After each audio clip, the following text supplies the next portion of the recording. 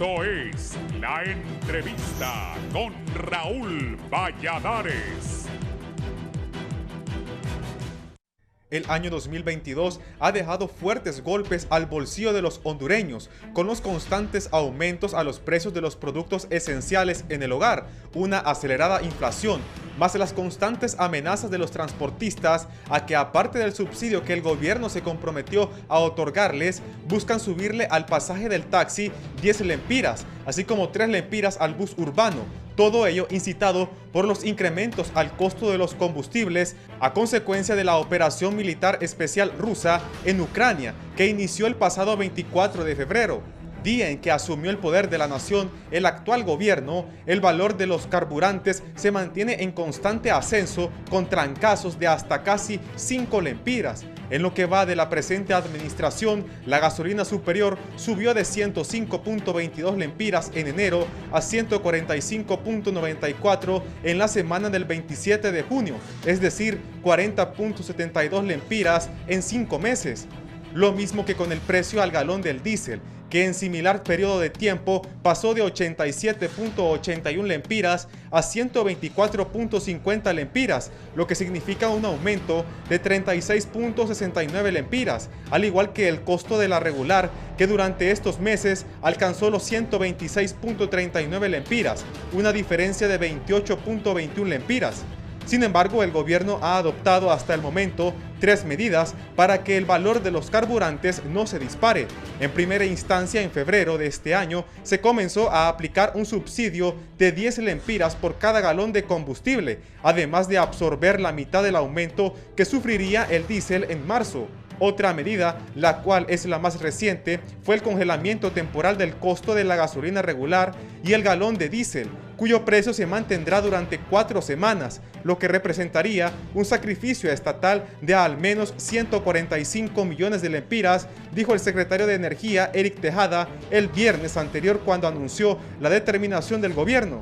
Los esfuerzos por controlar la escalada en el precio de los carburantes son criticados por el Partido Nacional, que manifiesta que el congelamiento se da hasta ahora y no semanas atrás. Además, el diputado nacionalista Erasmo Portillo en reiteradas ocasiones ha insistido en que se deben suspender los impuestos al combustible, que se vería reflejado en una disminución de 17 lempiras por galón. Ante esta propuesta, el ministro de Energía aseveró que sin ese ingreso, el gobierno no podría desarrollar los proyectos sociales con los cuales se sacaría de la pobreza a más del 75% de la población.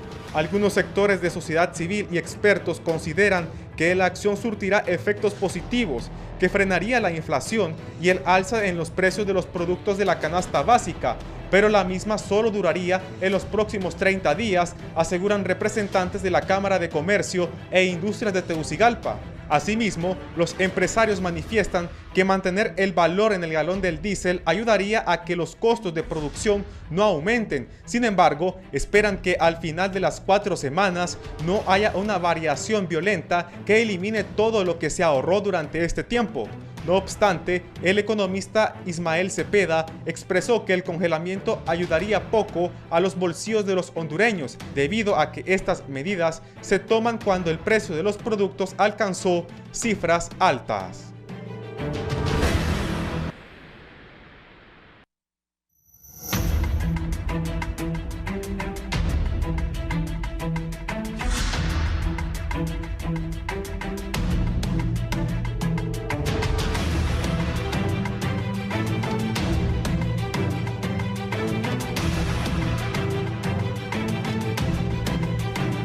Buenos días, gracias por estar con nosotros en la entrevista de Canal 11 y Radio Visión Honduras. Vamos a abordar un tema importante del país. Tengo 3 distinguidos invitados que vamos a hablar de qué soluciones. No es fácil lo que está pasando en el mundo y no solo en Honduras. Siguen los aumentos, hay congelamiento de precios de los combustibles. Una compañera que Unice vende mondongo todos los domingos, ayer ya le subió a 70 lempiras y le explicó a la gente porque está caro las cosas. Pero hoy tengo aquí a 2 ministros jóvenes con capacidades que nos van a decir para hacia dónde ve el gobierno, y también tengo a un ex ministro de Economía, también ex presidente del Colegio de Economistas y actualmente rector de una universidad. Bienvenido, ministro Eric Tejada, ministro de Energía. Gracias, Raúl. Un saludo a la teleaudiencia y gracias por la invitación. Está conmigo también el ministro Pedro Barquero, ministro de Desarrollo Económico. Muchas gracias, Raúl. Un gusto saludarte y un gusto saludar al pueblo hondureño. Gracias. El expresidente del Colegio de Economistas, es ministro de Economía y ahora rector de la Universidad José Cecilio del Valle, Julio Raudales. Don Julio. Hola, muy buenos días, Raúl. Un saludo cordial también a mis compañeros de panel, el ministro Eric Tejada y el ministro Pedro Barquero.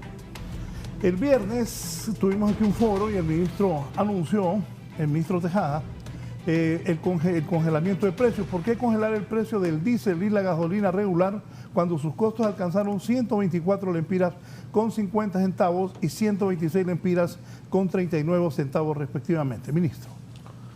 Sí, bueno, fue una medida instruida directamente por la presidenta Xiomara Castro y obedece a que nosotros tenemos proyecciones con la estructura de precios, lo que se le llama comúnmente como la fórmula de los combustibles, y nuestro ciclo de muestras son 22 días. Entonces las proyecciones que teníamos para el 27 de junio era un aumento en el diésel de 5 lempiras con 20 centavos y de 1 lempira con 40 centavos en la gasolina regular, ¿no? Entonces, sobre todo el diésel, que es, digamos, el combustible que más se consume en el país y que dinamiza, o el que más dinamiza al aparato productivo, se decidió congelarlo por 4 semanas, ¿no? Justamente para evitar la escalada inflacionaria y que tuviera un impacto más negativo en la economía del país. ¿Qué factores se tomaron en cuenta para solo congelar el valor de estos carburantes? Porque no la Super ni los demás derivados del petróleo que hoy tuvieron otra alza. Sí, la Super tuvo otra alza, ¿no? El tema es que los que más se están consumiendo, sobre todo en esta crisis de los combustibles debido al problema internacional, ¿no? El conflicto Rusia-Ucrania, han sido la gasolina regular y la gasolina y el diésel, ¿no? Entonces, por eso se tomó esa decisión. Ya recordemos también que hay una brecha importante entre la gasolina superior y la gasolina regular, ¿no? Que lleva más de 19 lempiras. Entonces, digamos que bajo estas circunstancias, consumir gasolina superior puede ser más un artículo suntuoso, ¿no? Yo insisto que no es culpa del actual gobierno, porque nosotros no producimos petróleo. Esos precios que están ahí son históricos. Nunca antes habíamos pagado. Y ahorita me hizo reflexionar el ministro. Yo ayer andaba en un carro que es gasolina y no tenía combustible y le puse Super y me costó un montón de dinero. Es cierto, debemos concientizarnos de que la Super está cara y que la regular no es mala, porque no, la mente de uno es que la regular es mala, pero ahí cada quien en su bolsillo. ¿Cuánto tiene presupuestado dejar de recaudar el gobierno por concepto de impuestos proveniente de la venta de los carburantes? Son 145 millones que hemos proyectado para las 4 semanas. Se reparten en 108 millones para el diésel y unos 37 millones para la gasolina regular, ¿no? Entonces, eso es lo que se tiene proyectado y va a ser un sacrificio que va a asumir la Secretaría de Finanzas y el Tesoro Nacional, ¿no?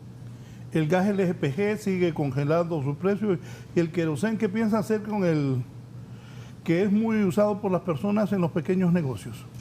Sí, ahorita recordemos que nosotros tenemos congelado desde el precio de diciembre de 2021 el GLP, el chimbo de 25 libras, ¿no? Entonces, ese es otro sacrificio fiscal importante del gobierno, porque está congelado a aproximadamente 238 lempiras y el precio, si estuviera liberalizado, estuviera en 351, ¿no? O sea que el sacrificio que se está haciendo es casi de 115 lempiras, ¿no? Por chimbo.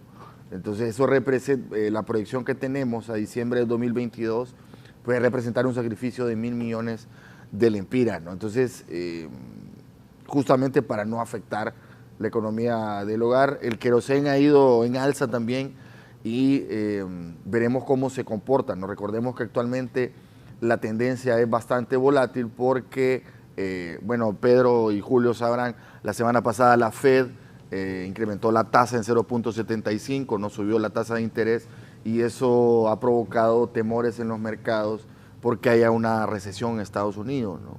Entonces hay que ver cómo se comporta, pero sin duda el querosén también está a observación. Se está haciendo este sacrificio, digamos, porque el gobierno necesita ingresos para poder desarrollar sus proyectos.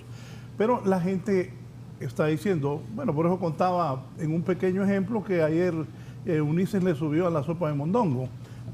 La semana pasada anuncié que la carga de frijoles había subido 400 lempiras de un solo en algunos sectores del país. Ministro de Desarrollo Económico, ante todo esto, ¿qué piensa que están haciendo? Bueno, lo que estamos haciendo es precisamente utilizar fondos públicos para poder controlar el crecimiento de la inflación. La inflación es un fenómeno mundial a raíz de la invasión de Rusia a Ucrania. Se ha disparado el precio del barril de petróleo, todos sus derivados, el gas, todos los relacionados, incluidos los fertilizantes. Y también te ha provocado un problema de seguridad alimentaria. El 10% del trigo a nivel mundial, el 12% del trigo a nivel mundial se produce entre Rusia y Ucrania y obviamente ese trigo no está pudiendo salir a los mercados. Entonces todos estos efectos inflacionarios nos vienen a pegar a nosotros. Más de la mitad de la inflación que tenemos nosotros ahorita es inflación importada y menos de la mitad es inflación nacional. Entonces con todas estas medidas de los subsidios a los combustibles, lo que estamos haciendo es controlando la inflación. Y de hecho ya tenemos aproximadamente un 2% de inflación menos que la que tuviéramos si no hubiéramos tomado esas medidas. Ahora, ¿qué estamos teniendo? Bueno, la tasa interanual está alrededor del 9%, que es similar al 8.6% que tiene Estados Unidos, que es exactamente igual al 9% que tiene Inglaterra, o sea que no estamos teniendo una inflación muy diferente a lo que se está viendo en el resto de países del mundo. Hace unas semanas que estábamos hablando con Jaramillo, con el vicepresidente del Banco Mundial, explicándole cuáles eran las medidas que estábamos tomando, pues nos dijo que básicamente estábamos haciendo lo mismo que estaba haciendo el resto del mundo y estábamos teniendo más o menos los mismos resultados que el resto del mundo. También el Banco Central está haciendo operaciones de mercado abierto, captando a través de letras y otros instrumentos financieros los excesos de liquidez del sistema financiero para controlar también la inflación, porque el exceso de liquidez también es inflacionario. Y mucha gente se pregunta, bueno, ¿y por qué no han movido la TPM? ¿Por qué en Estados Unidos y otros países movieron la TPM? Bueno, porque los países que han movido la TPM no han tenido el resultado deseado en control de inflación, pero sí están encareciendo el costo de capital y afectando el crecimiento económico. Entonces no hemos visto hasta el momento la necesidad de hacerlo. Otro tema importante, no es lo mismo decir en Estados Unidos voy a sacrificar crecimiento cuando Estados Unidos tiene pleno empleo, a decir en Honduras voy a sacrificar crecimiento cuando en Honduras tenemos 75% de pobreza y 9 de cada 10 hondureños tienen problemas de empleo. Entonces el equilibrio que nosotros tenemos que jugar es mucho más delicado que otros países por la situación precaria de las finanzas del pueblo hondureño. No podemos sacrificar tanto el crecimiento y la generación de empleo como lo pueden hacer otros países que tienen muchísimo menor porcentaje de pobreza y muchísimo mayor empleabilidad que la que tenemos nosotros acá en nuestro país. Don Julio. A mí me parece, lo que plantean los dos ministros? Me parece que es una buena noticia que uno pueda escuchar que no va a pagar más dinero tanto por el diésel como por la gasolina regular. Y ahí quiero hacer una acotación que me parece que es muy importante y que creo que mis dos colegas acá, los dos ministros, estarán de acuerdo conmigo. Y es que hay ciertas decisiones de política económica que deben darse sobre todo para generar alicientes, incentivos. La economía funciona a través de incentivos. Y me parece muy correcto, ministro, que se genere un incentivo para alentar el consumo de gasolina regular en el país. Creo que esa es una cultura muy negativa que hemos tenido los hondureños en general, que se consuma más gasolina súper porque se piense equivocadamente que la gasolina súper es más limpia, le hace menos daño al motor o cualquier otra cosa, y yo creo que las diferencias van en otros sentidos, ¿no? Y no tanto en esa. Así es que esto es importante. Ahora, que sea temporal también es importante porque los congelamientos de precios no son correctos bajo ningún punto. Si hay algo en lo que los economistas estamos de acuerdo es en la microeconomía, ¿verdad? En la macroeconomía hay mucha discusión, pero en micro creo que no hay economista que no esté de acuerdo en que congelar un precio, en que poner tarifas, en que generar subsidios incluso puede al final crear incentivos perversos que afectan al país, ¿no? A mí me parece que es positivo, repito, solo que creo que hay dos elementos que hay que considerar, Raúl. El primero es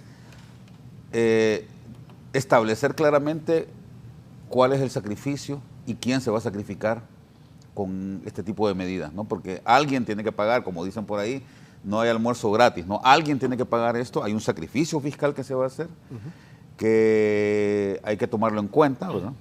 Y que tenemos que decir quién va a obtener menos de qué con estos 145 millones de lempiras que mencionó el ministro Tejada. Ese es un primer elemento. Y el otro elemento que me parece más importante todavía, ministro Barquero y ministro Tejada, es qué estamos haciendo paralelamente también. Porque yo estoy de acuerdo con que la política fiscal en Honduras ha sido muy desordenada y esto no viene de ahorita. Esto viene de hace bastantes años, ya más de 30 años de desorden fiscal en el país. Yo diría que comenzó incluso con el decreto 1890 del gobierno del licenciado Callejas. Y de ahí para acá lo que han habido son remiendos, cada gobierno que entra genera un paquetazo nuevo. Y estos paquetazos, estos paquetes fiscales, lo que han hecho es generar una política fiscal muy inequitativa y está demostrado. Todos los estudios, sean del Banco Mundial, sea de la CEPAL, sea del BID, sea de las universidades de acá del país, demuestran que nuestro sistema tributario es altamente regresivo, lo que significa que los pobres pagan más con respecto a su ingreso que los no pobres, no voy a decir ricos, los no pobres, ¿no? Que somos nosotros, los cuatro somos no pobres, ¿no? Entonces, es decir, nosotros nos sacrificamos menos para financiar el fisco que la gente más pobre con respecto a su ingreso. Y es importante entonces que mientras se dan estas políticas de protección por la terrible situación que está viviendo el mundo, ya lo explicaron, no tengo que alargarme más en esto, ya lo explico con mucha amplitud el ministro Barquero, hagamos algo al respecto, ¿no? Y eso implica una reforma tributaria que haga que esa estructura perversa que se ha venido gestando desde los años 90 se pueda cambiar. Entonces, a mí me parece que es muy importante que pongamos énfasis en eso, porque siempre, yo lo he escuchado de todos los políticos a lo largo de los últimos 30 años. Vamos a trabajar, se toman medidas, pero estas medidas van a ser por poco tiempo, por un año, por 5 semanas, por lo que sea. Pero al lado no se ha hecho trabajo estructural. Y eso es, repito, lo que tiene al país en una situación todavía más complicada que la que tienen algunos otros países vecinos a los nuestros, ¿no? Al nuestro. Y creo que eso es en eso es lo que nos debemos de concentrar, ministro Barquero, ministro Tejada. Hay que definir un programa estructural que permita que el país quede protegido para futuras situaciones complicadas que las va a tener seguramente como la está teniendo ahorita, ¿no? Ya se está, vale decir, que ya se está trabajando en ese tema de una ley estructural de exoneraciones, ¿no? El Ministerio de Finanzas junto con el ministro Ochoa están trabajando en eso, ¿no? Porque lo que menciona Julio tiene toda la razón, ¿no? Hasta los mismos personeros del fondo han dicho que este es uno de los países con un sistema tributario más regresivo de Latinoamérica, ¿no? De cada 100 lempiras se pagan 36 lempiras, hay 36 lempiras en exoneraciones y esas exoneraciones van a los grupos más poderosos y son los pequeños y medianos empresarios que no ven esas exoneraciones, ¿no? Entonces, desde ahí ya el gobierno está haciendo un trabajo con eso. ¿Le van a quitar las exoneraciones a los grupos más poderosos? Eso lo está viendo Finanzas con SAR, ¿no? El tema aquí es estructural en cuanto a ser más democrático y una política fiscal menos regresiva, ¿no? Ese creo que es la esencia, o debería ser la esencia de esa ley, ¿no? Mira, ahí lo que se está haciendo es son dos cosas, porque una cuestión es el tema de las exoneraciones, que eso es importantísimo. Nosotros tenemos uno de los gastos fiscales más altos de toda Latinoamérica, y otro tema también es el tema de la recaudación. Entonces, ambas cosas se están revisando. En cuanto a las exoneraciones, Raúl, lo que se va a mantener son las exoneraciones que le hagan sentido al país, o sea, lo que le esté devolviendo al país vía empleo o vía otros beneficios. El que no le esté devolviendo al país, independientemente de qué tamaño tenga, se le va a quitar la exoneración. Tú vienes de la empresa privada, Pedro, ya te imaginas el brinco que van a pegar, ¿no? Sí, pero son cosas que necesita el país. Nosotros no podemos seguir con esas cantidades de exoneraciones, es un tema que se ha venido hablando desde hace mucho tiempo, nadie ha hecho nada y este nuevo gobierno sí lo va a hacer. Pero, ministro, y el otro tema, solo déjame terminar el otro tema. El otro tema es el tema de la recaudación.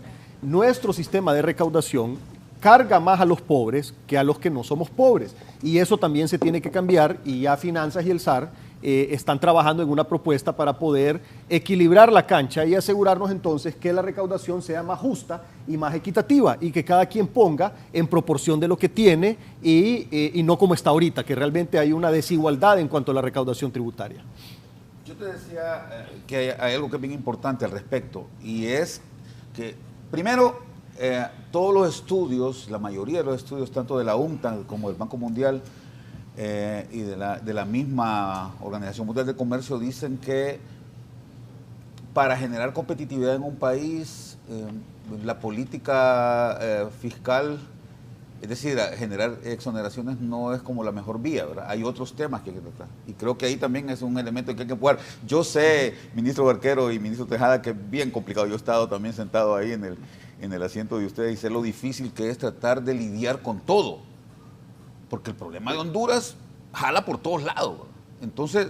y van a poder ellos cambiar eso, ya que te acordaste cuando estabas sentado, que eso fue hace algunos años ya. Bastante. Yo también estuve ahí cerca de un presidente. No es fácil. No, es complicadísimo. Y ayer en un discurso, ya lo voy a poner, que Melay dijo que aquí les entregaron el poder político, pero que el poder lo siguen teniendo los que siempre han manejado el país. Ya lo voy a buscar. Es correcto, pero solo termino la idea de lo que estaba diciendo. El tema de las exoneraciones fiscales está demostrado científicamente que no es el elemento clave para generar competitividad en un país. Hay ciertas cosas que pueden ayudar, pero me parece que ha sido un error, uno de los grandes errores que se cometió. Pero lo peor de todo, ministro Barquero, es que no existe una estandarización en el tema. Y yo fui testigo de eso, yo he sido testigo de eso. Uno ve cómo el ministro de Finanzas, por ejemplo, no voy a mencionar nombres, se encarga básicamente de ayudarle a los amigos. O sea, no hay una política estandarizada en ese tema.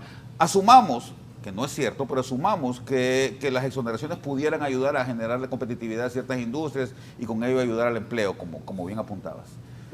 Pero creo que lo peor de todo es que no existe una regularización adecuada, sino que simplemente obedece a la discrecionalidad del ministro de Finanzas o del presidente de turno, ¿verdad? Para decir, mira, dámele una exoneración a este, ¿verdad?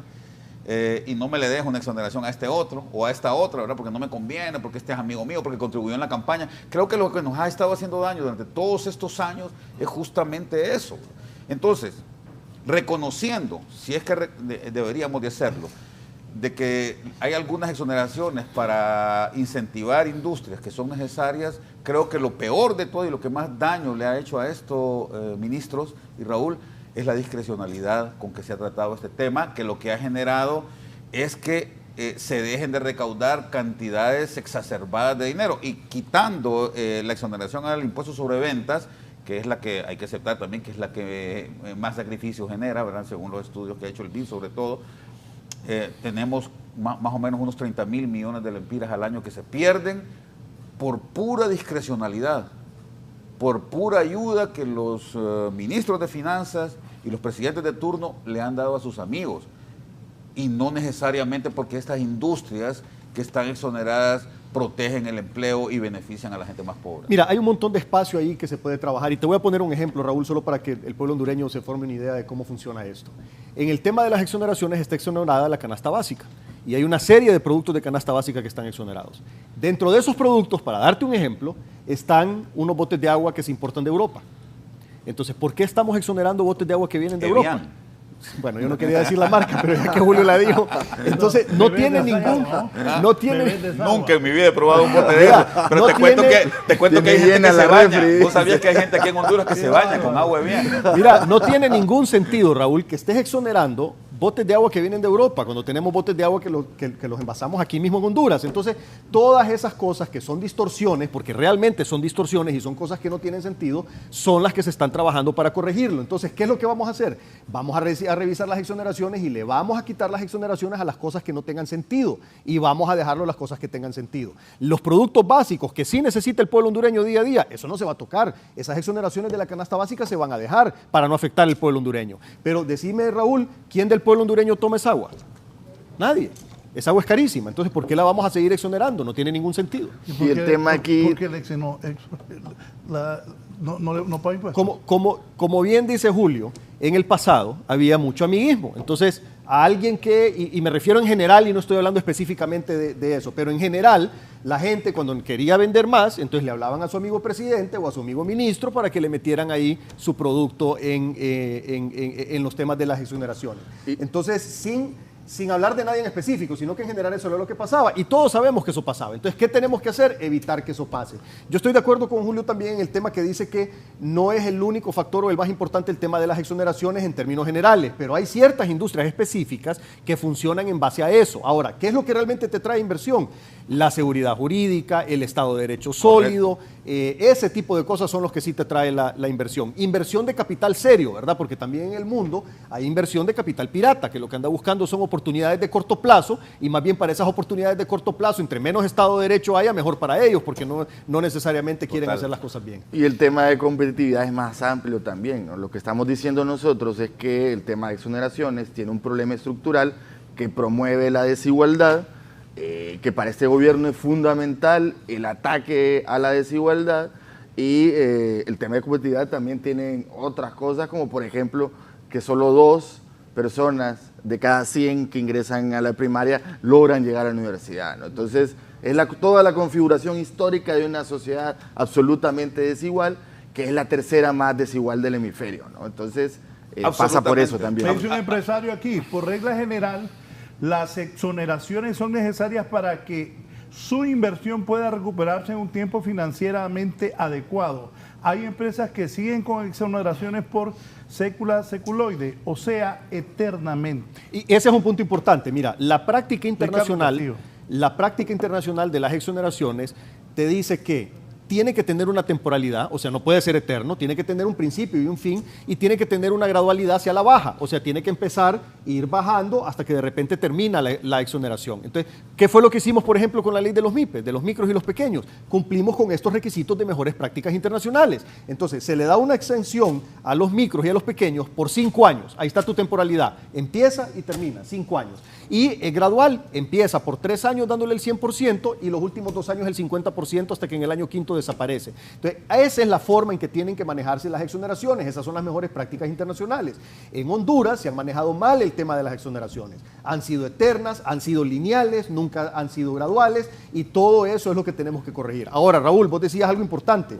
¿Qué pasa entonces con la gente que está acostumbrada a trabajar en función de esto? Obviamente vamos a tocar intereses fuertes que se van a oponer. Y ahí es donde viene entonces la capacidad de nosotros como gobierno de hacerlo técnicamente correcto, lo que le conviene al pueblo hondureño, lo que le conviene a las finanzas públicas y no lo que le conviene a personas o grupos de poder específicos. El gobierno le debe responder al pueblo en general, al país, a sus finanzas públicas y no a estos pequeños grupos de interés. Ahora, ¿qué es lo que tenemos que hacer? También tenemos que generar las condiciones adecuadas para que venga la inversión. Nosotros queremos estimular la inversión nacional y la inversión extranjera y estamos tomando medidas que te las voy a mencionar más adelante. Pero esto no significa darles todo lo que pidan, sino que darles lo que el país necesita y puede darles como herramientas para que desarrollen ellos sus inversiones y puedan generar empleo, pero no para continuar generando esas grandes inequidades y desigualdades en nuestro Honduras. Eso es lo que se llama... Lo que dicen los ministros es lo que se llama economía política, ¿va? Cómo hacer las cosas correctamente de manera que beneficien a la gran mayoría. Es decir, toda decisión que se tome, ya sea privada o sea pública, especialmente pública, tiene costos y tiene beneficios. Y lo que hay que medir es la calidad y la cantidad de beneficios que le vas a dar a la gente que necesita de esos beneficios. Exacto. Y eso es lo que lamentablemente no se ha hecho. El ministro Tejada hablaba de algo que me parece crucial acá. Competitividad no solamente es estar dando alicientes de corto plazo a inversionistas para que vengan acá al país, lo cual es positivo, yo no me opongo, pero no podemos concentrarnos en eso. Yo sé que 4 años es bien poco para un gobierno y quizás esa es la tragedia que viven o que hemos vivido, sobre todo aquí en Honduras, que estamos pensando en resolver cosas de mañana, porque en largo plazo, como decía Keynes, todos vamos a estar muertos. Entonces no nos importa de aquí lo que va a pasar de aquí a 6 años. Pero fíjate qué interesante, y déjenme, yo sé que ustedes estaban niños en ese tiempo, Pedro y Eric, pero yo recuerdo que a mí me tocó trabajar en el Plan Maestro de Reconstrucción y Transformación Nacional después del Mitch. Yo vine de estudiar fuera del país justamente en enero del 99 y me integré, hacía 2 meses que había pasado el Mitch. Y yo recuerdo al presidente Flores que decía, si hay algo que yo quiero dejarle a la niñez hondureña, o por lo que quiera ser recordado, es por educar a los niños. Y se construyó un plan que incluía un montón de aristas sobre el tema que tocaba acá el ministro Carvajal, que a mí me dieron esperanza, fíjate, en aquel momento. Eran cosas de largo plazo. Han pasado 23 años desde ese momento. Y yo he pensado muchas veces en lo que hubiera pasado, en lo que habría pasado si por lo menos el 40% de lo que se planteó en aquel momento se hubiera cumplido en el país. No tendríamos, como dice el ministro Carvajal, un 17% de cobertura en educación universitaria apenas. Y esa es la tragedia de Honduras, ¿verdad? Porque en nuestro país la educación es la principal vía de movilidad social. O sea, nosotros tiramos un modelo hace como unos 12 años, Eric, un modelo econométrico probabilístico, modelo PRO, que decía que la probabilidad de que una familia jefeada por una persona que terminó la secundaria, la probabilidad de ser pobre era apenas 2%, imagínate, que terminó la secundaria. Y la probabilidad de ser pobre de una familia cuyo jefe no terminó la educación, el 6º grado, que es el 2º ciclo de educación básica, es del 78%. Es decir, esa es la gran tragedia del país. Y lamentablemente, porque no pensamos con visión de largo plazo, sino que cada 4 años se está queriendo reinventar el país, queriendo hacer nuevas cosas, porque lo que hicieron los anteriores no servía. Ese Plan Maestro de Reconstrucción y Transformación Nacional se acabó en el 2002, cuando vino el gobierno del presidente Maduro. Luego el presidente Maduro empujó, sí, la estrategia para la reducción de la pobreza, que también tenía unas cuestiones ahí que eran positivas, pero luego vino el 2006 y también se echó por la borda, y luego en el 2010 lo mismo. Entonces, si cada 4 años vamos a estar queriendo construir el país para los próximos 4 años, creo que hay muy pocas posibilidades. Entonces, volviendo otra vez al tema, este elemento de la competitividad y de evitar que este sacrificio en el que va a entrar el fisco temporalmente pueda verse resarcido por elementos estructurales que mejoren la calidad de vida del país para el largo plazo, es en lo que hay que concentrarse. Y nosotros, y no corro ningún riesgo, creo, si hablo por toda la academia y por en general los grupos de pensamiento del país como FOSDE, como ICEFI y otros, podríamos colaborar con ustedes si ustedes así lo consideran conveniente, ¿verdad? Pero creo que es importante que haya una estructura ciudadana que colabore con el gobierno paralelamente a las medidas que sé que son importantes de corto plazo que tienen que tomar ahora. Me dice Ricardo Castillo, somos un país netamente importador en productos con valor agregado en su mayoría. El déficit de balanza de pago con países de Centroamérica es de más o menos 500 millones de dólares. ¿Qué proponen para revertir este problema? Una gran fuga de divisas que se aguanta gracias a las remesas y productos como el café. Mira, ese es uno de los problemas estructurales del país, que cada vez importamos más y cada vez exportamos menos, y eso es porque en los últimos años se había estado deteriorando el Estado de Derecho y como consecuencia habíamos estado perdiendo competitividad. El índice de competitividad del Doing Business retrocedió, si mal no recuerdo, como 29 posiciones, 20 y pico, 29 posiciones. Okay. En los 12 años. En los últimos 5 no, en 4 años. Sí, en corto plazo. Entonces, ese tema, ese deterioro del Estado de Derecho trajo como consecuencia una pérdida de competitividad. ¿Y por qué lo digo? Porque cuando estábamos viendo estas gráficas, hicimos la comparación de varios países del mundo, Estado de Derecho versus competitividad versus corrupción, y todos se movían exactamente igual. A menor corrupción, mayor Estado de Derecho y mayor competitividad. Y a menor corrupción, mayor Estado de Derecho y mayor competitividad. Entonces, el combate a la corrupción y la impunidad tienen una relación directa con el Estado de Derecho y con la competitividad de los países, demostrado por los índices internacionales cuando mezclas las gráficas. Entonces, ¿qué es lo que hemos estado haciendo? Bueno, se ha estado tomando medidas precisamente para poder combatir la corrupción y la impunidad. En trabajo en equipo del Congreso con el Poder Ejecutivo, eliminamos la ley de secreto, le quitamos la traba dentro de la misma Fiscalía de la UFERCO, le quitamos la traba del Tribunal Superior de Cuentas también a la Fiscalía, y hemos estado cambiando un montón de leyes para poder facilitar el combate a la corrupción y la impunidad. Por el otro lado, se instaló un nuevo Ministerio de Transparencia y Anticorrupción que va a ayudar a combatir la corrupción y a prevenirla, porque ese es el otro elemento importante. No solo se combate, también se previene. Y es más importante la prevención, porque ya lo que tenemos que hacer dinero, pues, está protestando el mundo yo tengo real. entendido que ya se hizo una transferencia, tengo entendido. Lo más importante es prevenirlo para evitar que suceda. Y aparte de eso también, pues estamos bien avanzados en el proceso de instalar la CICI en el país. La presidenta mandó una carta pidiendo la CICI, de Naciones Unidas contestaron, conformando un equipo de trabajo liderado por el señor Yenka para poder iniciar ese diálogo con Honduras. ¿No es cierto que con la UFERCO ya no viene la CICI? No, no es cierto, la CICI viene. Bueno, vos lo sabes bien, Raúl, o sea, cuando estuvimos en la cumbre, tuvimos una reunión con el secretario privado de la presidenta, el canciller de la República y tu servidor con el secretario general de Naciones Unidas. Y con él estuvimos conversando de la necesidad de instalar la CICI rápido. Y él le ordenó a la gente que estaba ahí con él, que uno de ellos era el señor Yenka, que trabajaran lo más rápido posible y que aceleraran el paso para instalar la CICI en Honduras lo antes posible. Dice Miguel Flores Cisnero, excelente tema, preguntarle sobre la exoneración a los medicamentos importados, la que considero correcta, pero hace años eliminaron la exoneración a los insumos que usa la industria farmacéutica, lo que la situación es una desventaja contra lo importado. Sí, ese es un problema grande y no solo le aplica a medicamentos, le aplica a un montón de productos. Todos los productos cuya venta está exonerada del impuesto sobre venta tienen el problema que sus insumos sí están gravados. Entonces, ¿qué es lo que pasa? Ese ha sido otro de los desincentivos a la producción nacional y por eso allá por el 2009 se vieron muchas fábricas que cerraron en el país y se llevaron sus plantas productivas a Guatemala y a otros países vecinos. Claro, y aquí solo dejaron las bodegas y las ventas y la producción se la llevaron a otro país. ¿Por qué? Porque te sale más barato producir en otro país e importarlo que producirlo aquí y venderlo por esa distorsión de los insumos y el impuesto sobre ventas.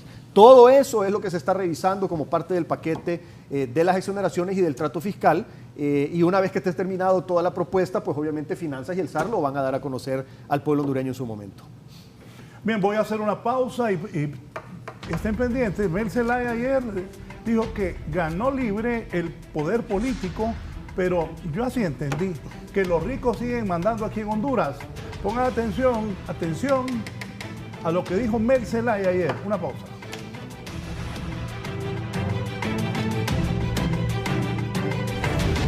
Ya volvemos con más de la entrevista con Raúl Valladares. Continuamos con más de la entrevista con Raúl Valladares.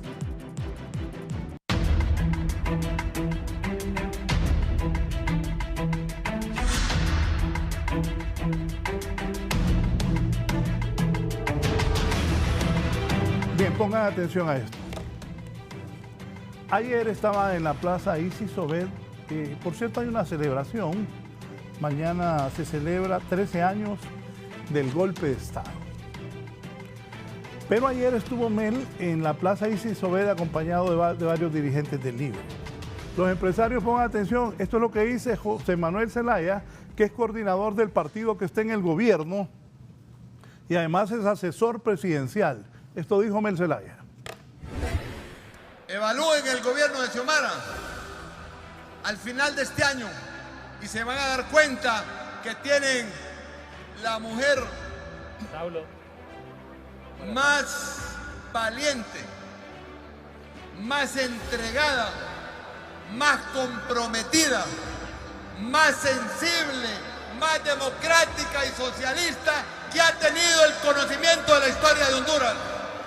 A Xiomara le entregaron el poder político no el poder económico lo tienen los que siempre lo han tenido. Por eso hay que hacer las transformaciones del país. Xiomara llama al pueblo a la unidad para la transformación socialista y democrática del pueblo. Eso no se hace en 4 meses.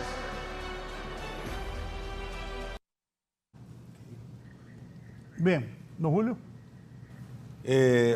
Mira, me parece que esa discrepancia que se genera entre poder político y poder económico es errónea. Es decir, el que no tiene el poder económico no tiene el poder político tampoco, ¿verdad? Si un presidente, creo que ese ha sido uno de los grandes errores y desaguisados que ha habido aquí en el país, ¿verdad? Que un presidente crea que tiene el poder político si no puede manejar tampoco la política económica, ¿verdad?, en el país. Entonces, no, pero es que son dos cosas diferentes, Julio. Sí, pero es que lo que está diciendo es... Sí, es que una cosa es el poder político, otra cosa es la política económica y otra cosa es el poder económico. Yo estoy de acuerdo. O sea, el poder económico son las personas que tienen el dinero en el país. El poder de cambiar las políticas públicas en materia económica, por supuesto que lo tiene el gobierno de la República, sin lugar a dudas. No, pero lo que dice Julio es que, Ajá, yo creo que coincidimos, no podemos desligar política de economía. Correcto. Pues A ver. no se puede desligar. Lo que está diciendo el expresidente Zelaya es que hay un triunfo popular que se refleja en las urnas y que da cierta cuota de poder político. Pero que se puede perder muy rápidamente. El poder económico, que es un poder fáctico, evidentemente también tiene poder político. Ese es el problema y es contra que estamos luchando, ¿no? Por eso, entonces a mí me parece, yo repito, a ver, no puedes hablar y se vuelve cada vez más efímero el tema, ¿no? Deme un minuto, poneme eso otra vez, por favor, que la gente está pidiendo que lo pongamos. Evalúen el gobierno de Xiomara al final de este año y se van a dar cuenta que tienen la mujer más valiente, más entregada, más comprometida, más sensible, más democrática y socialista que ha tenido el conocimiento de la historia de Honduras. A Xiomara le entregaron el poder político, no el poder económico lo tienen los que siempre lo han tenido. Por eso hay que hacer las transformaciones del país. Xiomara llama al pueblo a la unidad para la transformación socialista y democrática del pueblo. Eso no se hace en 4 meses.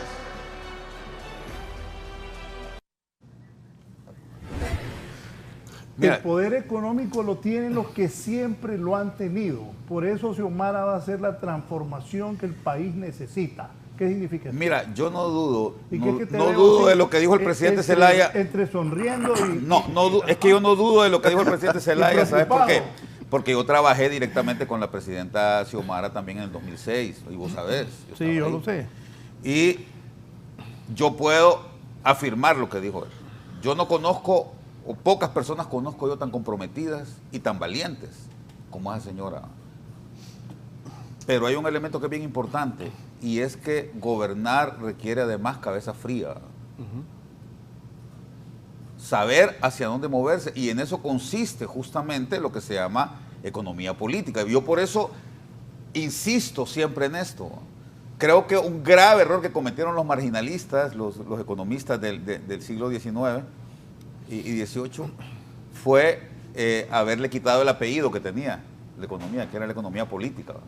Es que vos no podés desarraigar la política de la economía. Y entonces, yo comprendo lo que dice Pedro, ¿verdad? Es decir, sí tiene la posibilidad de hacer políticas económicas, pero mi punto va más allá de eso, Pedro. El punto es, si vos no tenés el poder económico en el país, si vos no manejás adecuadamente la posibilidad de trabajar con todos los grupos del país, ¿verdad?, sean minoritarios o sean mayoritarios, no vas a tener tampoco el poder político, ¿no? Y entonces el elemento tiene que ir por ahí. Por eso es tan importante avanzar en un diálogo social. Por eso es tan importante que todos podamos converger en algunos, 3 o 4 elementos que sean cruciales para el país. No, porque y yo empezaría por la educación. Estamos en diálogo, Julio. Con los generadores, por ejemplo, estamos en diálogo. Y hemos tenido sesiones bastante productivas en términos de llegar a acuerdos. Lo que pasa es que hay ciertos sectores que siguen manejando una visión exclusivamente sectorial, no de país, y que están reacios a utilizar conceptos que son claves para nosotros, como el concepto de utilidad razonable o como ceder un poco de ganancias, sobre todo para negocios que han sido cooptados por ciertos grupúsculos y que generan ganancias onerosas, tasas internas de retorno arriba del 50-60%. Entonces, si queremos construir una sociedad... ¿De quiénes hablamos, ministro? Hay sectores, no quiero personalizar, pero hay varios sectores. Yo lo voy a decir los generadores. Hay ciertos grupos de generadores algunos generadores. No quiero echar todo en la bolsa. No, yo estoy de acuerdo. Sí. Y ahí es importante, Julio, Raúl y Erika, hacer la separación. Hay alrededor de 75, 76 contratos de energía, corregimos. 75 contratos de energía vigentes, de los cuales más de la mitad son razonablemente buenos.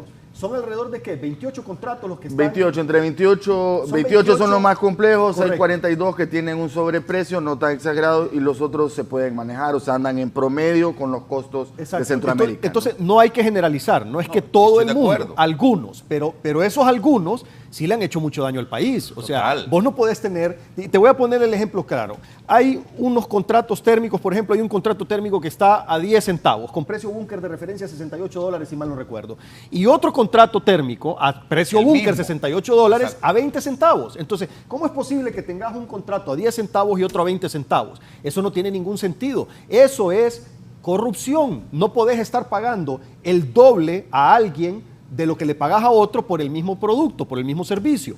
El tema también está con otros contratos de energía que están a 18 centavos. 15 centavos más 3 de incentivo suman 18 centavos en esos contratos. Al mismo tiempo que se estaban firmando esos contratos en Honduras, en El Salvador y en Panamá se estaban firmando contratos con la misma tecnología a 8 y 9 centavos.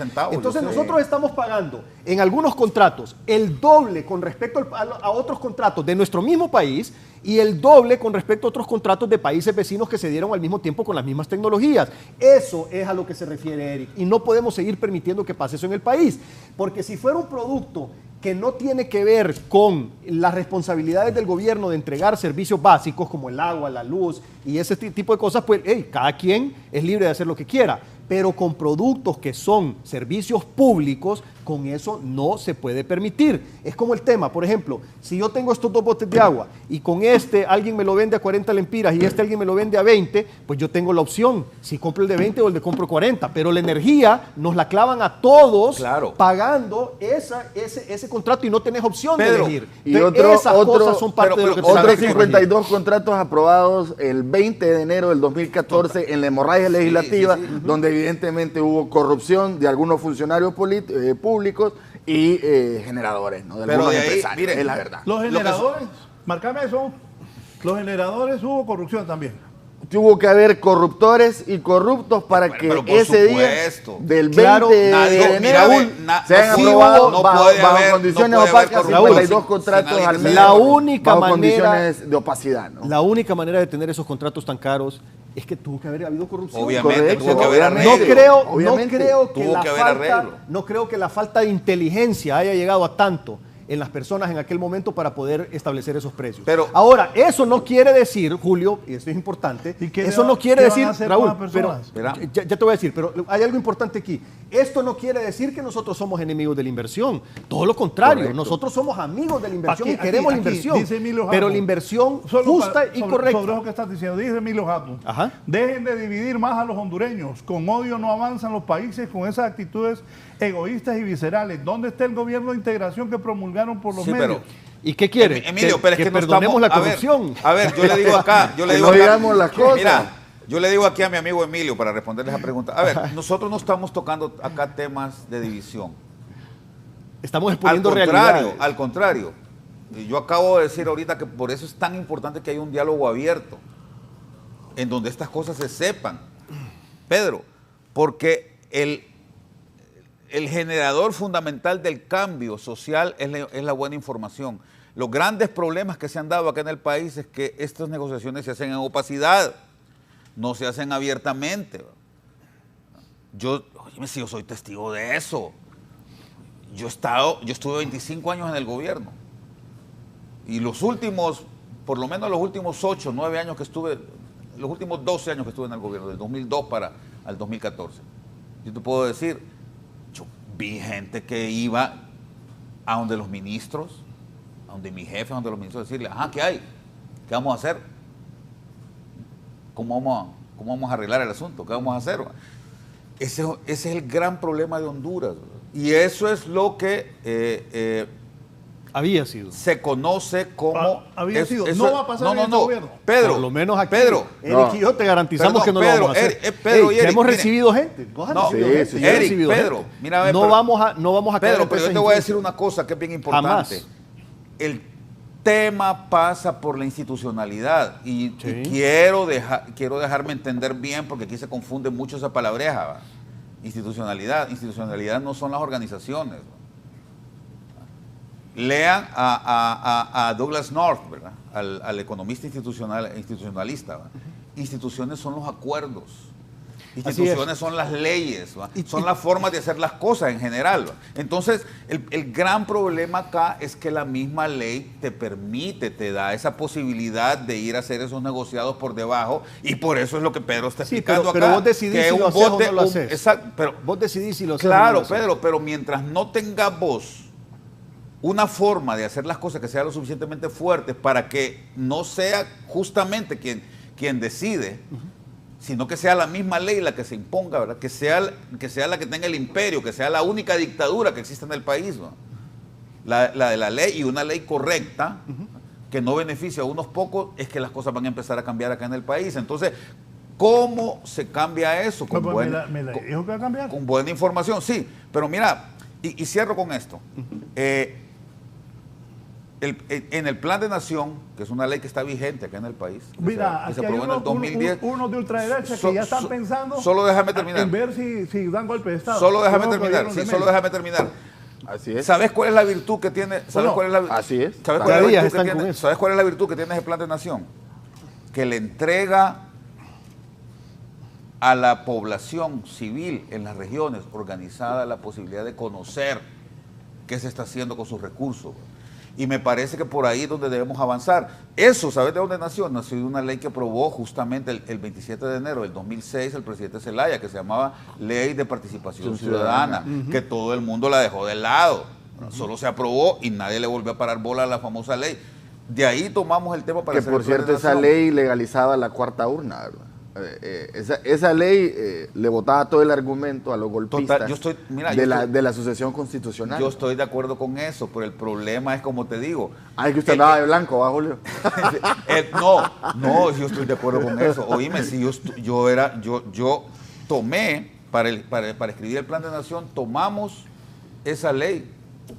Porque la participación ciudadana es la única que te puede generar buena información. No, y no solo eso, te da la legitimidad, porque al final de cuentas la legitimidad te la dan las masas, te la da la mayoría. Correcto. Pero mira, quiero regresar al punto. Mira, Raúl, la idea es para regresar al... Dice Ricardo Castillo Callejas, el problema de ese discurso es que se llevan de encuentro a la empresa privada no tan grande. Por eso hacemos la separación. Ese problema es con los verdaderamente grandes. Otra cosita aquí para que... Pero por eso, la gente, preguntarles, dice Nelson, Nelson Zavala, la ineficiencia en las aduanas, que tardan mucho en desaduanar mercadería y cobran recargo por la tardanza de la gente de las aduanas. ¿Qué les pasa?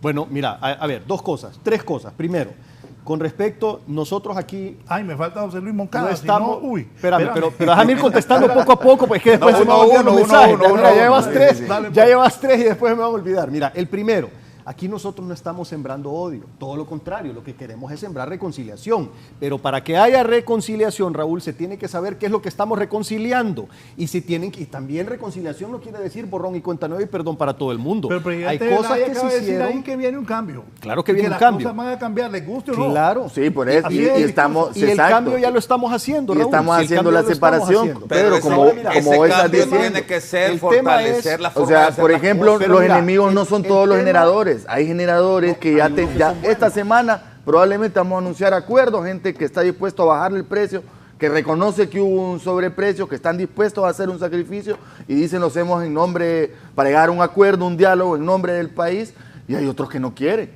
Entonces no son todos. Vamos a llegar a acuerdos. ¿Qué van a hacer con los que no quieren?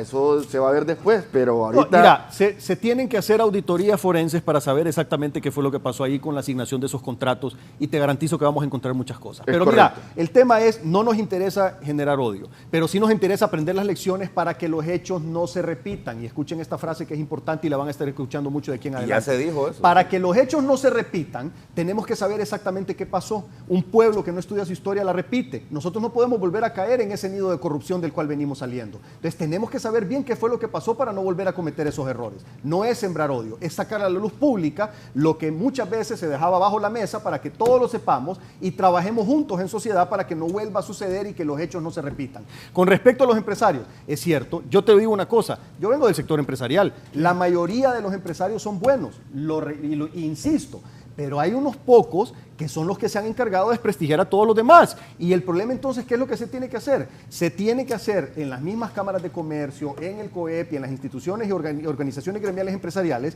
tienen que implementar sus códigos de ética para ellos mismos ir filtrando la gente que les hace daño a su propia imagen. Tengo información de un expresidente de una de las grandes instituciones de la empresa privada que ahora se colocó en otra junta directiva porque ahí venden sus familiares productos. Y entonces, ¿qué tal los empresarios? Voy a una pausa, pero José Luis Moncada dice, buen día, en línea con Julio, en la necesidad de estructuras y planificación hay gabinete económico en el sentido estricto de agenda, análisis, planificación, estudios, equipo técnico de apoyo, les pregunta. Una pausa, ponémelo de Mel, esto dice Mel Zelaya, pongan atención, ojo, cartón y oído a la primera bola, esto dijo Mel Zelaya. Evalúen el gobierno de Xiomara al final de este año y se van a dar cuenta que tienen la mujer más valiente, más entregada, más comprometida, más sensible, más democrática y socialista que ha tenido el conocimiento de la historia de Honduras. A Xiomara le entregaron el poder político, no el poder económico lo tienen los que siempre lo han tenido. Por eso hay que hacer las transformaciones del país.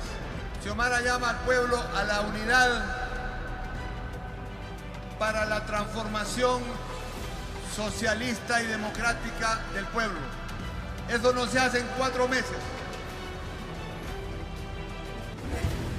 Ya volvemos con más de la entrevista. Continuamos con más de la entrevista con Raúl Valladares.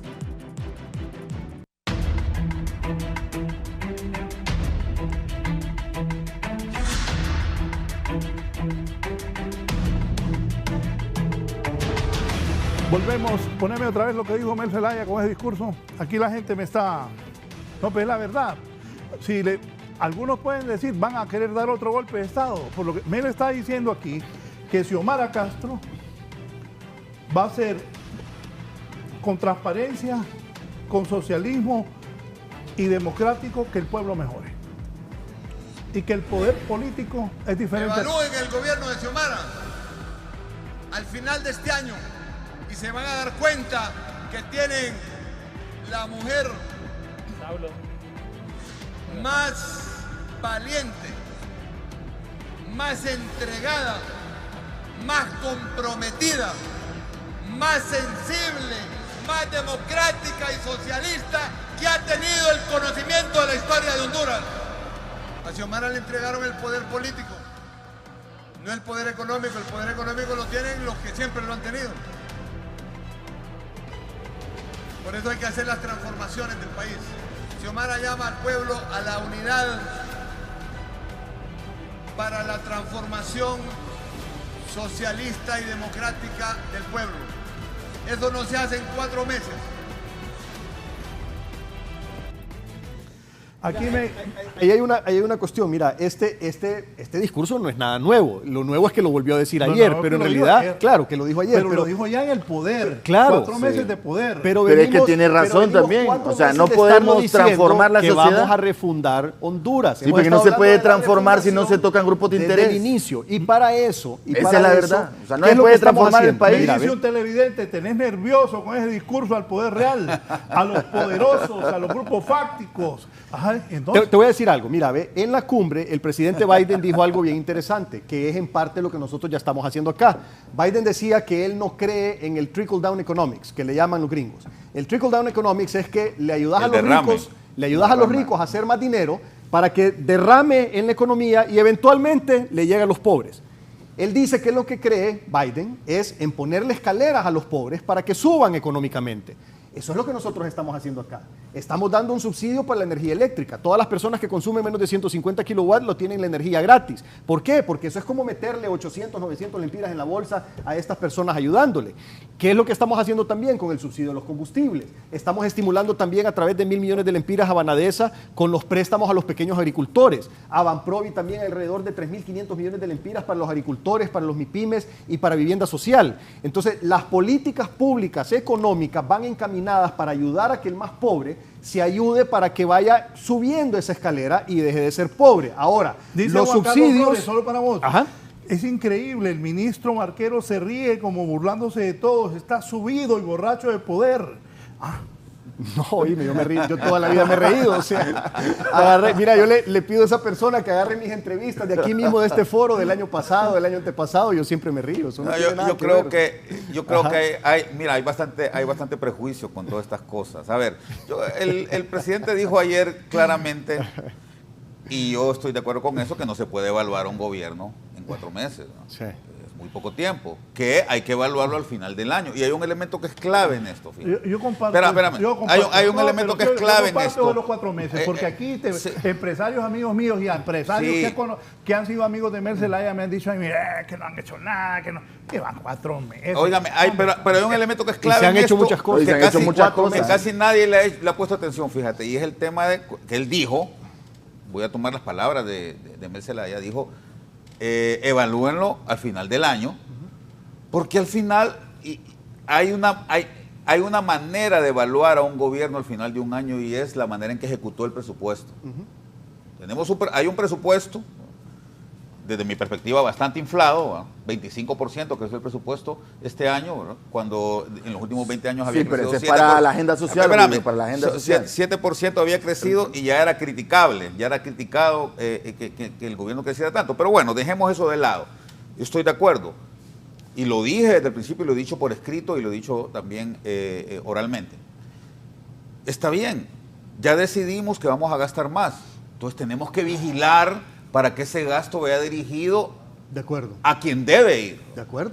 Entonces, vamos a evaluar el gobierno, y me gusta que el presidente Zelaya lo haya dicho, evalúenlo al final del año, hombre, cuánto se va a ejecutar en educación y qué tanto va a estar mejorada la situación de las escuelas, que fue execrable al final del año pasado. Sí, pasamos desastroso. Realmente, y no podemos echarle, porque aquí estamos acostumbrados a echarle la culpa a los de afuera, ¿verdad? No podemos echarle la culpa solo a la pandemia o a ETA y IOTA, ¿verdad? Ya estaba complicada la situación de las escuelas y de los centros de salud aquí en el país. Claro. Entonces, estamos de acuerdo con que levantar eso no es fácil, es complicado, requiere de pericia y requiere de voluntad para hacerlo.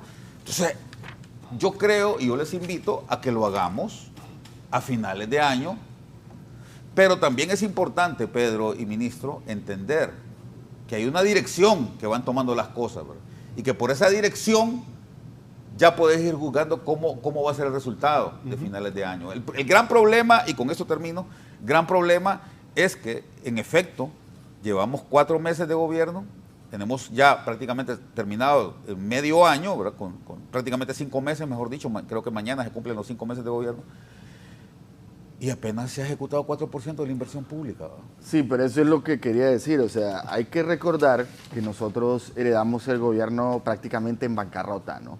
Más de 70 fideicomisos violando el principio de caja única, ¿no? del Estado, que no se sabía ni siquiera dónde estaba el dinero, ¿no? Entonces el proceso de reformulación del presupuesto general de la República también llevó su tiempo, 2, 3 meses, ¿no? En armarlo bien, ¿no?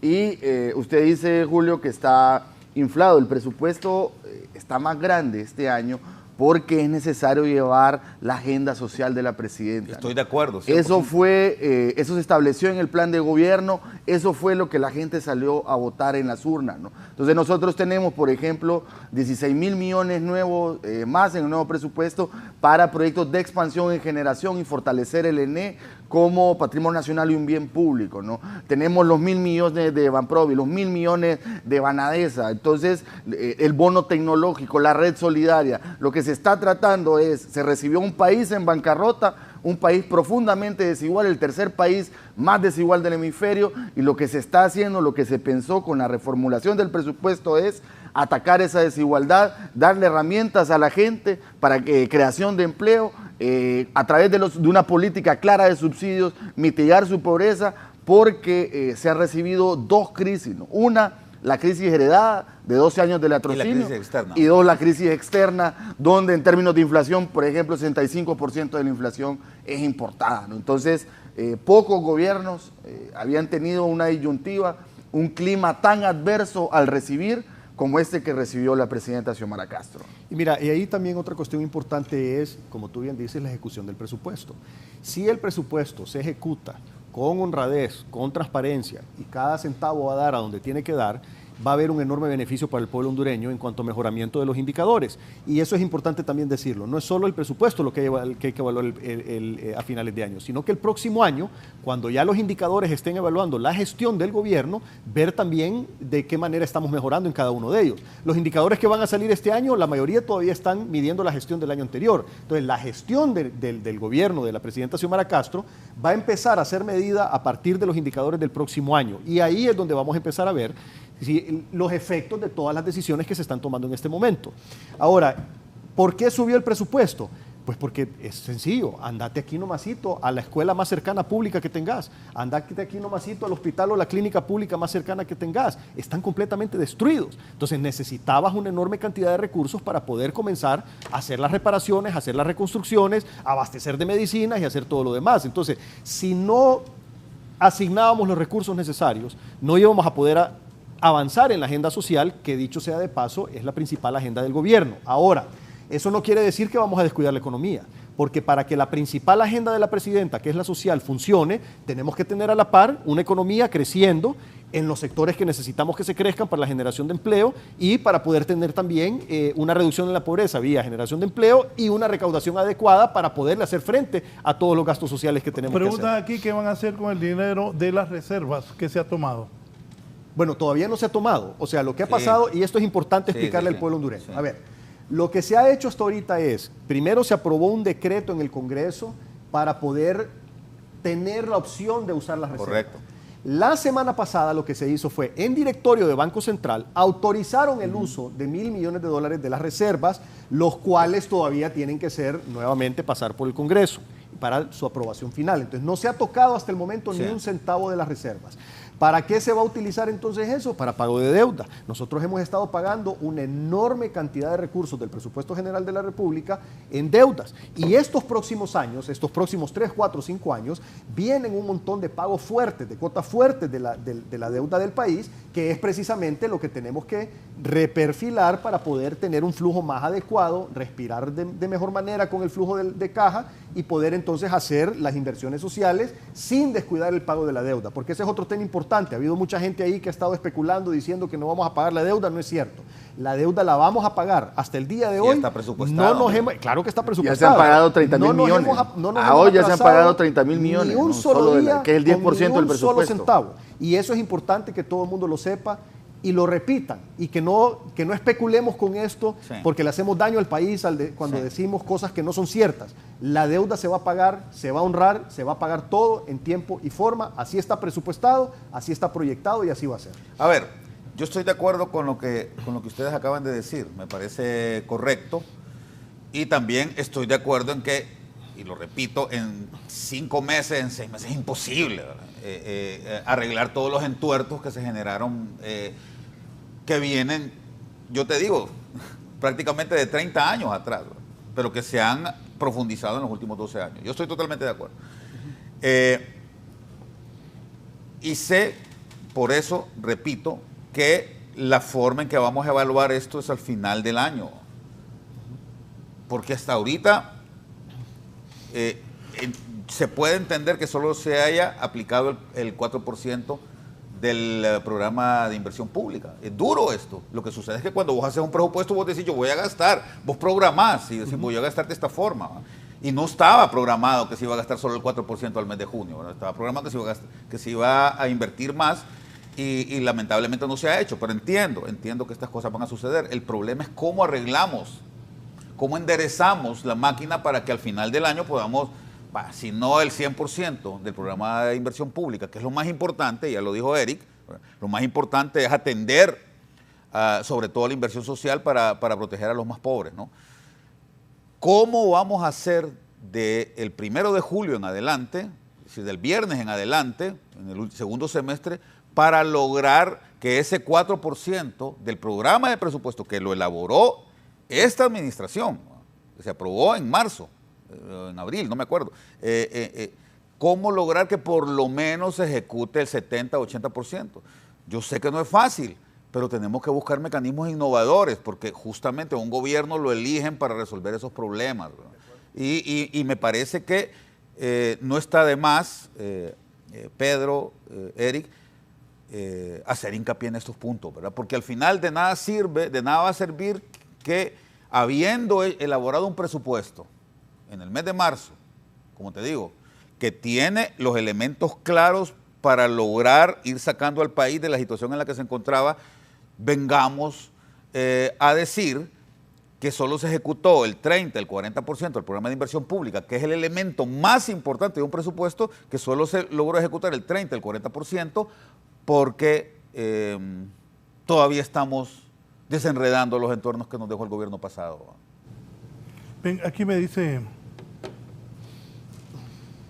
pero yo estoy de acuerdo con la actitud de Pedro Barquero.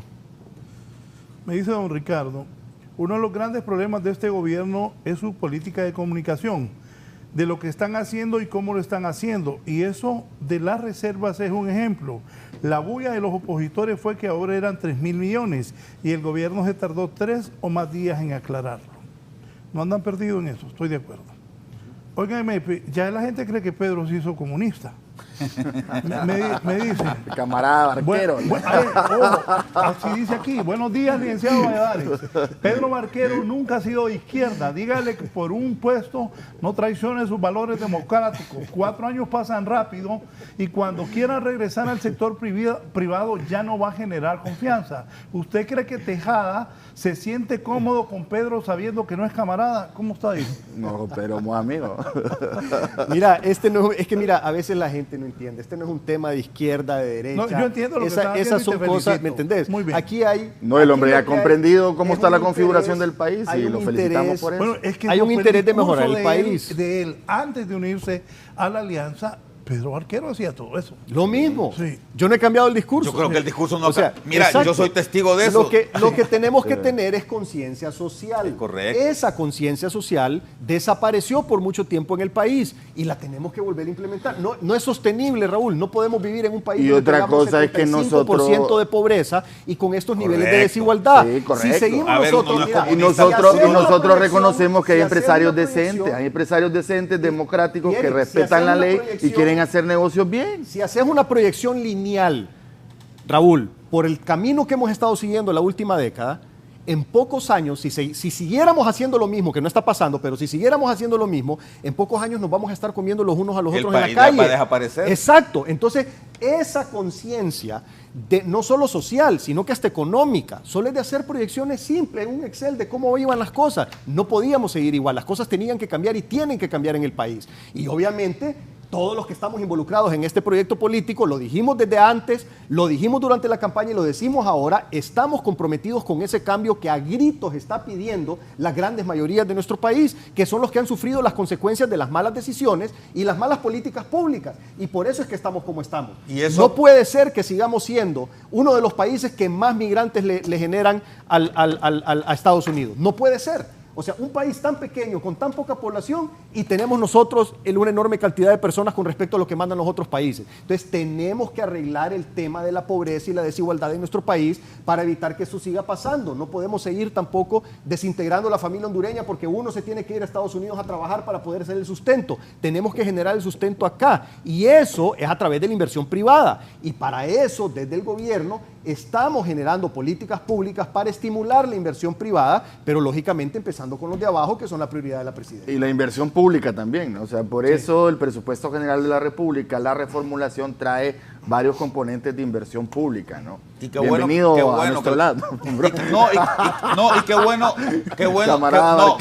que lo decís. No, yo creo que es importante que la gente no se confunda con estas cosas, ¿verdad? Yo me confieso liberal, yo no soy socialista, pero eso no significa que no tenga conciencia social. Yo más bien creo que soy liberal porque tengo conciencia social, ¿no? Y creo que es importante que se genere riqueza y que esta riqueza pueda distribuirse adecuadamente para que se elimine la pobreza en el país, ¿verdad?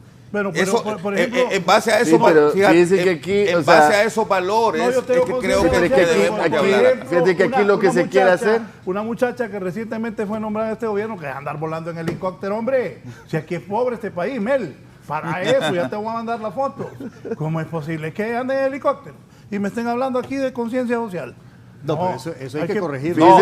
Fíjese que lo que estamos haciendo, lo que estamos haciendo nosotros es básicamente una función que es básica en economía, ¿no? Tratar de mejorar el ingreso de las amplias capas excluidas para que ese ingreso se traduzca en consumo y que la economía... Exactamente. Entonces, esa es la incoherencia. Eso que dice Raúl es la incoherencia que tenemos que tratar de eliminar de este país, ¿verdad? Porque sucede en gobiernos de derecha, sucede en gobiernos progresistas, y mientras eso siga pasando, más allá de los discursos y más allá de los valores que se puedan decir en televisión o por escrito, ¿verdad?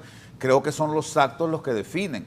Y me gusta que Eric toque el tema de la importancia que tiene la inversión pública en este tema, ¿verdad? Porque creo que por ahí es donde las cosas pueden encauzarse, ¿no? Y debemos evitar ya entonces seguir con esa doble moral, ¿no?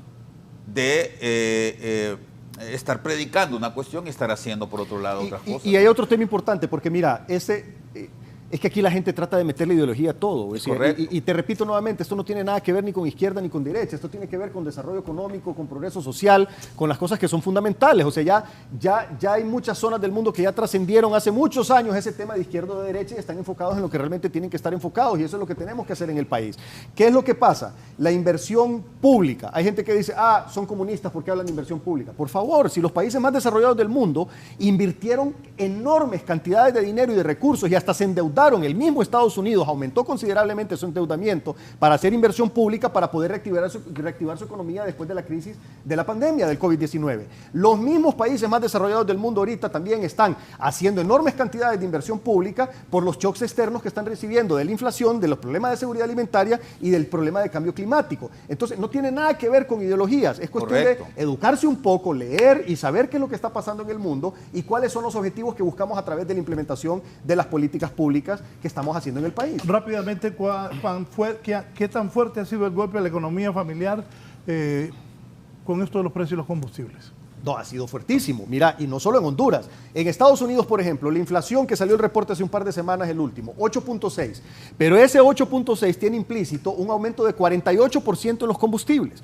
Eso pasa en todo el mundo. ¿Qué es lo que ha estado pasando en nuestro país? El impacto ha sido fuertísimo. Lo sentimos todos. Yo también ayer fui a echar combustible, Raúl. Sí. Y fue, oíme, 2,000 y pico de pesos y andaba más de medio tanque en el carro. ¿Ah? O sea que es fuerte. Sí, pero hay que decir que la mitigación que ha hecho el gobierno es brutal. Eso, o sea, el galón de diésel, por ejemplo, lo estamos pagando 30 lempiras más hoy. Exacto. Si no se ha aplicado el subsidio del 50%. A eso iba. El GLP 107 lempiras más. Ministro, pero eso que usted acaba de decir, comuníquenlo.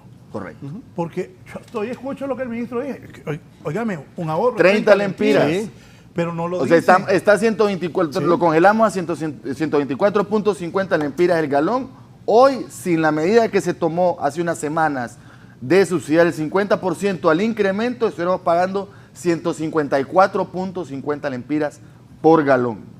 Y no solo eso, si no hubiéramos tomado esas medidas, la inflación, Raúl, fuera 2% más alto. Y explíquenle a la gente, porque la gente no sabía. Qué bueno que el ministro lo esté explicando.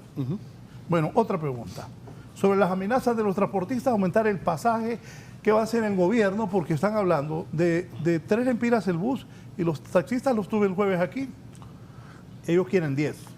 Sí, bueno, nosotros establecimos unas negociaciones con ellos hace unos meses y les dejamos claro que la voluntad de la presidenta es que al usuario final no se le aumente ni un lempira, ¿no? Y para eso se planteó un esquema de subsidios y se negoció con las 5 modalidades, ¿no? Cada uno. Entonces, hubo acuerdos en ese sentido y esperemos que los transportistas lo respeten y se circunscriban dentro de esos acuerdos, ¿no? Lo importante para la presidenta y para el gobierno es que no se le incremente ni un solo lempira al usuario final en la mayoría de modalidades, ¿no? Pedro, si sigue el alza de los precios de los combustibles, ojalá que en un momento baje. Pero... No, va a seguir. Va a seguir. Va a seguir, esa es una tendencia mundial. Es una tendencia. Más adelante vamos a tener que implementar más medidas, porque el objetivo que tiene el gobierno, el objetivo que nos ha planteado la presidenta es mitigar el impacto negativo en la bolsa del pueblo hondureño, y por eso se han estado tomando las medidas que se han estado tomando. Y vamos a seguir tomando más medidas en el futuro inmediato, porque el precio va a seguir subiendo. Y hay que aclarar... hay analistas que dicen que el precio pudiera llegar fácilmente a 135, 140 y hasta 180 dólares el barril. El WTI o el Brent. El impacto de eso va a ser fuerte. Y si como gobierno... ¿A cuánto estaría la super, el diésel y la regular? Pues ya nosotros tenemos proyecciones que puede llegar, o sea, si sigue la tendencia alcista, hasta 170, 180 lempiras. Cabe decir una cosa, la gente nos dijo, ¿verdad?, en las redes sociales, ¿por qué congelan cuando va a la baja? No va a la baja. La semana pasada hay que diferenciar 2 cosas, ¿no? Uno es el precio, por ejemplo, el WTI o el Brent, que es el precio del crudo, y otros son los precios de los refinados ya. Hay una crisis a nivel mundial también de refinación. ¿Por qué? De capacidades de refinación. ¿Por qué? Porque durante la pandemia el consumo de combustibles o derivados del petróleo se redujo casi el 50%. Todos los países disminuyeron sus capacidades de refinación. Hay un conflicto en Argelia, hay un conflicto en Libia, político también. La OPEP bajó sus inventarios del 2020 en 9.7 millones de barriles diarios. Entonces, todo eso ha hecho que las capacidades en general del planeta de refinación estén bajas, ¿no? Entonces, la tendencia es alcista.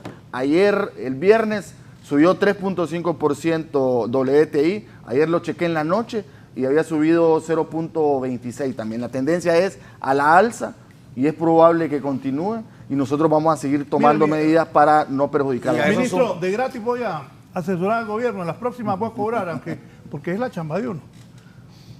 Mire, ministro, usted, don Pedro Barquero, todos los lunes de una conferencia de prensa a mediodía y expliquen eso.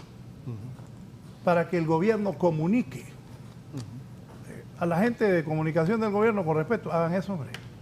Porque si a mí no se me ocurre traer estos 2 caballeros, la gente no sabría. Y tampoco es que nos está viendo todo Honduras, aquí no nos paguemos.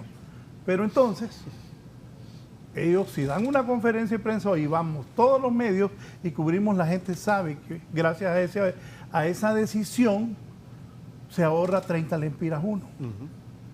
Ellos 2 deberían de salir los lunes y explicar, porque me acaban de decir que va al alza. Oigan bien, y que puede llegar a 180 lempiras el balón de combustible. ¿Y los de comunicación? ¿Ah? Muy bien, gracias. Mire. Yo ya los pondría en orden a estos. No, es que es cierto. Y entonces, no, es que tienen que pensar para comunicar y ayudar, porque el gobierno, con lo que me están diciendo ellos dos, lo están haciendo bien. Mire. Pero si no lo comunican, ahí me lo describió Castillo Callejas. Hay que comunicarlo. De acuerdo. No, mira, tiene un buen equipo de comunicación. Lo que pasa es que es bien difícil. Bueno, aquí tienen clavo. Es bien difícil. Consejo me dice un amigo.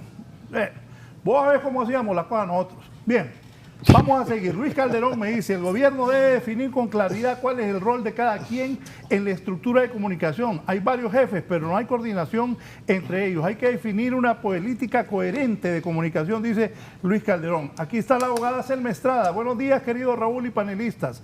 Excelente programa, interesante escucharlos. ¿Qué opinan sobre el gasto con carros, con guardaespaldas de esposas de personas que no son funcionarios, de nepotismo en el gobierno? ¿En qué quedamos? Saludes, ojo, y que salgamos bien. Saludos, dice la abogada Selma Estrada. Media Julio. Si es que yo creo que hay que lograr conciliar ese tema del discurso con los hechos, ¿no? Con la realidad y con lo que está pasando. Y yo se lo digo honestamente, porque como les decía hace un ratito, he tenido una muy buena relación con doña Xiomara, le tengo mucho aprecio, la quiero mucho, y yo quisiera, por mí, por mi familia, por el país, que las cosas salieran bien. Todo, aquí todo. Miren, y ya que a Eric le gusta que cantemos juntos a Silvio Rodríguez, hay un verso de Silvio Rodríguez que es muy interesante, otro camarada que viene para ustedes. No, fíjate que no, que dice... usted lo convirtió. Escúchame, que dice, el sueño se hace a mano y sin permiso. Dice Eric, ¿te acordabas? Sí, el sueño se hace a mano y sin permiso, arando el porvenir con viejos bueyes. Ese es un verso profundo. Profundo. Y eso, yo sé que en eso están ustedes ahora, arando el porvenir con bueyes viejos. Bien complicado. Pero mira, hay temas que son clave en todo esto y que creo que hay que empujarlos con fuerza. El tema de la participación ciudadana, hombre. Miren, el tema de informar, el tema de exhibir a la gente que está haciendo mal las cosas, no en el gobierno, fuera del gobierno. Esos empresarios, les digo yo, que realmente no todos, yo estoy de acuerdo con Pedro, la gran mayoría creo que son gente honesta. Yo soy hijo de un pequeño empresario que luchó hasta que tuvo que cerrar su negocio después de 40 años, ¿verdad?, de tener un pequeño negocio, justamente por la mala implementación de políticas que se ha dado históricamente en el país. Entonces, avancemos, pero como les digo, con cabeza fría. Se puede tener el corazón caliente, y eso es bueno, y eso es lo que dijo el señor Zelaya de su esposa, y me parece correcto. Ella es una mujer apasionada, una mujer que tiene buenas intenciones, pero los ministros, los secretarios de Estado, los funcionarios, están ahí para tener la cabeza fría y para pensar adecuadamente cuáles son las mejores medidas que se deben tomar al respecto, y con eso llevar a buena conclusión un gobierno que yo sé que tiene legitimidad y que debe de seguir avanzando en esos temas.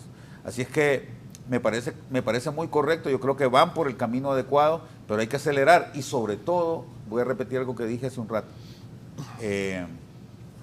es importante que al lado de las medidas que se están tomando se piense en cómo vamos a generar una estructura social que permita que nos protejamos, porque esto no se sabe para dónde va. Yo les decía, cuando el Imperio Austrohúngaro en 1914 invadió a Rusia por una simple venganza, fue una cosa casi personal, ¿no?, que le pegaron un tiro al príncipe austriaco. Sí. Sí. Nadie se imaginó que eso iba a provocar la guerra más sangrienta de toda la historia, donde murieron más de 40 millones de personas, ¿verdad? Y luego cuando Hitler, hace un pacto con Rusia para quedarse él con las repúblicas bálticas, y luego invade Polonia, nadie pensó, Hitler mismo pensaba que eso iba a durar 15 días, esa invasión, y que no iba a pasar de ahí, y que todo el mundo se iba a quedar tranquilo. Ya sabemos lo que pasó. Lo mismo sucedió, creo, el 24 de febrero cuando Putin decidió invadir Ucrania. Pensaba que en 4 días ya iba a tener puesto un presidente nuevo ahí en Ucrania, y miren lo que ha pasado. Más de 100 días de guerra, más de 120 días de guerra, y no sabemos hacia dónde va a ir esto. Entonces, yo estoy claro con que lo que ha sucedido y la crisis que tenemos actualmente en el país no tiene nada que ver con las políticas que ha estado haciendo la presidenta Xiomara, que recién viene comenzando. pero debemos resguardarnos, debemos guarecernos para evitar que crisis posteriores como la que se está viviendo actualmente en el oriente de Europa vayan a seguir afectando al país, y eso solo se logra con políticas estructurales, ¿verdad? No, y por Gracias, eso Julio, también, por la participación esta mañana. Nos vamos, ministro. Sí, solo rápidamente. Mira, por eso precisamente tampoco estamos quemando todos los cartuchos ahorita, porque hemos recibido varios shocks externos y van a venir más shocks externos. Entonces, si usamos todos los cartuchos ahorita, nos vamos a quedar sin cartuchos más adelante. Por eso es importante ir programando las cosas que se hacen de manera responsable con el presupuesto general de la República y poder estar listos para las otras cosas que se vienen en el futuro inmediato. Te agradezco, Raúl. Gracias Oigan por el esto, espacio. me dice Ricardo Castillo Callejas, un programa de primera, ese va a contestar ahora, pero muy bien. Aquí voy a leer esto, porque es cierto, y les voy a decir, alguna gente dice, yo soy amigo del presidente Zelaya, personal, y amigo de la presidenta Castro, y quiero que salgan bien. Eso no es malo, porque los nacionalistas también necesitan que este gobierno avance, que el país avance, que nos recuperemos. Estamos en una crisis mundial. Aquí todos ocupamos salir adelante. Y estoy de acuerdo con la posición de Pedro Barquero, la posición de ayudarle al país a salir adelante. Y los que son muy ricos, que ayuden, porque aquí se han hecho muy ricos, y que le ayuden al país, que le ayuden al gobierno, no que traten de seguir haciendo más y más negocios que consuma el país y que solo le genere riqueza a ellos. Creo que es el momento de que, para que no baje la gente, como ha ocurrido, y vaya a romper los supermercados y se meta porque no hay comida. Cuando no hay comida para los hijos es problema. Los que tienen mucho, piensen. Me hizo un programa de primera, ese muchacho Tejeda es de primera, ojalá los demás funcionarios fueran así de claros. Pedro ya es experto en foros y Julio al fin y al cabo es Julio. Un abrazo. Ministro. Sí, bueno, para concluir decirle al pueblo hondureño que tenemos una política clara de subsidios, que también estamos atacando el tema de los combustibles por el ahorro. Hemos hecho desde la Secretaría de Energía mesas intersectoriales con el sector privado, cámaras de comercio, de industria, con la ANDI, y tenemos consenso en varias medidas de ahorro. Exhortamos al pueblo de que, a pesar de los subsidios o congelamiento, que por favor consuman menos, que traten de ahorrar combustible, porque no sabemos cómo va a seguir esta crisis internacional. Somos un país netamente importador de derivados del petróleo. Por favor, también ataquemos el problema desde el consumo y entendamos que la inflación, por ejemplo, el 65% es importada, y que el gobierno está tratando de bregar con una crisis interna heredada después de 12 años de latrocinio y con una crisis externa producto de un conflicto internacional. Germán Leicelar, excelente programa, solo se requiere más información y controlarán algunos que siguen manipulando y dividiendo. Me dice Adonai Castro, buenos días licenciados y panelistas, esto es para el ministro Barquero, estoy emprendiendo con un pequeño hotel en Comayagua. ¿Va a creer usted que después de 8 meses no tengo el permiso de operación? Porque me han puesto un requisito en la alcaldía con ARSA y en ARSA no saben qué hacer. ¿Qué es ARSA? Que expliquen por favor. Y me dice aquí Alejandra Collier, gracias al ministro Barquero, no le tuvo miedo a los de Claro y no se cometió una injusticia. Bien por el ministro, valiente. Camarada Barquero. Un abrazo, Alejandra, y tal vez si me pasas el número de la persona del hotel en Comayagua, agradecerte el espacio, Raúl. Pero te voy a decir, yo le dije a Alejandra, ajá, esa es la chamba de Pedro, pero la hace y la hace bien, qué bueno. Y me gusta eso que Pedro Barquero está claro de que no pueden seguir explotando este país así. Exactamente, exactamente. Bien, gracias a todos, que tengan buena semana.